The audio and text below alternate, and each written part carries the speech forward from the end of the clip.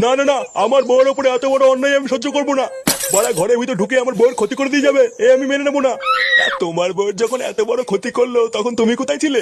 লেওড়া আমি তো ঘুমাচ্ছিলাম, আমি কি করে জানবো ঘরে ঢুকে পকপক করে যাবে? বোধহয় বালচা ক্লাবের পল্টু যদি আমি বাল না ছেড়ে ফেলেছি তাহলে আমার নাম বান্টু না। আহা বান্টু, তুমি একটু শান্ত হও। তুমি নিজের চোখে দেখেছো তো এটা পল্টুরই কাজ? হ্যাঁ লেওড়া, আমি নিজের চোখে দেখেছি আমার বউয়ের পাশে শুয়ে রয়েছে। চোরের বাচ্চাটা গাঁজা খেয়ে আমার ঘরে ঢুকে বউয়ের পুঙা মেরে দিয়ে গেছে, আমি লেওড়া ওকে ছাড়বো না। এ কি দাদা, এখানে কি হয়েছে? বাড়া ওই পাড়ার বালচা ক্লাবের পল্টু খানকির ছেলেটা গাঁজা খেয়ে কাল রাতে আমার ঘরে ঢুকে বউর সাথে পক করে গেছে। না না, আমরা এর একটা মিহিত চাই। লেওড়া আজকে গাঁজা খেয়ে ওর বউর গুষ্টির গাল মেরেছে, কিন্তু কালকে যে গাঁজা খেয়ে আমাদের ঘরে ঢুকবে না তার তো কোনো গ্যারান্টি নেই। আমরা লেওড়া এর একটা মিহিত চাই, ওই পল্টুর গাল মারতেই হবে। শুধু ওই পল্টুকে কারালেই হবে না, এর ভিতরে আমার ছেলেও আছে।